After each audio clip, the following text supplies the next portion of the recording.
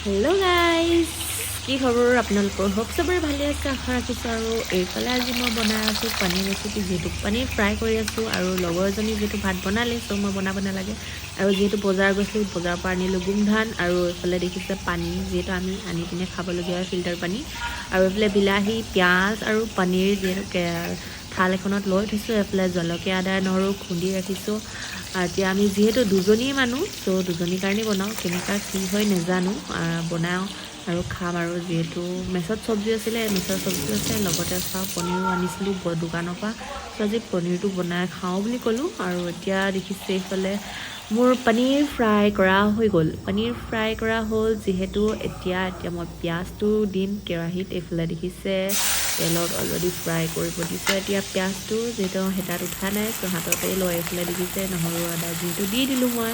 আৰু এতিয়া মই ব্ৰাউনি হোৱালৈকে ৰখিলোঁ। এইফালে তাৰপিছত হালধি দিলোঁ, হালধি দি এইফালে পূৰা অলপ ভাজি লওঁ। অলপ দেখিছে।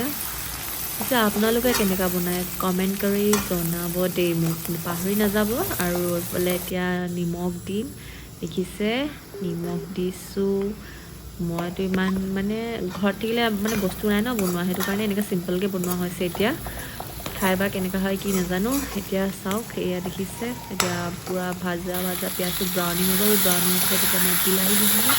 বিলাহী দি এতিয়া এইটো পূৰা ভাজি লওঁ মই, বিলাহীটো যেতিয়ালৈকে মানে সিজি নাযায় ভালকৈ। আপোনালোকে কেনেকৈ বনায় মোক কমেণ্ট কৰি জনাব নাপাহৰিব আকৌ কিন্তু দেই। এতিয়া মই যিহেতু বিলাহীকণ ভাজি লৈ পেলাই যিহেতু ভাজি হৈ গ'ল। আৰু ভাজি হোৱাৰ পিছত ইয়াত মই অলপ পানী দি দিওঁ, যিহেতু পনীৰটো দিব লাগিব, ড্ৰাইকৈ বনোৱা নাই, জোল গ্ৰেভি বনাইছোঁ। এইফালে পানী দি লৈছোঁ আৰু উতলিব দিওঁ এতিয়া অলপ দেৰি। আৰু পনীৰকেইটা উতলাৰ পিছত পনীৰ দিম। আৰু যিহেতু এইফালে ভাত বাঢ়িলোৱে, অলৰেডি ভোক লাগি আছে বহুত। আৰু এইফালে পনীৰকেইটা দি দিলোঁ, যিহেতু পানীটো উতলি আছে। বিলাহী আৰু পানী যিহেতু মিক্স, কি কৰিব আৰু উপায় নাই, এনেকৈ খাওঁ। তাৰপিছত এইফালে উতলি আছে দেখিছে। আৰু এইফালে আমি যিহেতু অলপ কাম আছে, এইফালে চব্জি নোহোৱালৈকে এইফালে অলপ কামবোৰ কৰি লওঁ, বাচন চাচন যিহেতু ধুবলৈ আছে।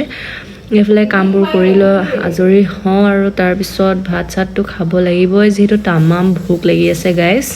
আৰু এইফালে দেখিছে কামবোৰ কৰা হৈ গ'ল। কামবোৰ কৰা হোৱাৰ পিছত এতিয়া মই অলপ পানী গৰম কৰোঁ। এইফালে যিহেতু আমাৰ सस्पेंड ना गरीब हो गया हम लोग, হাহা।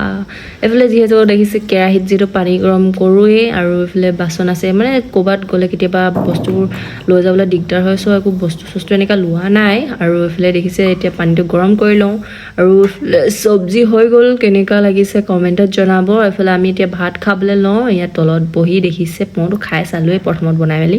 এইফালে এতিয়া তলত বহিম আৰু দুজনী আমি ভাত খাওঁ গাইজ। আপোনালোকে লাইক, ফ'ল', কমেণ্ট আৰু শ্বেয়াৰ কৰিব নাপাহৰিব দেই। Bye bye.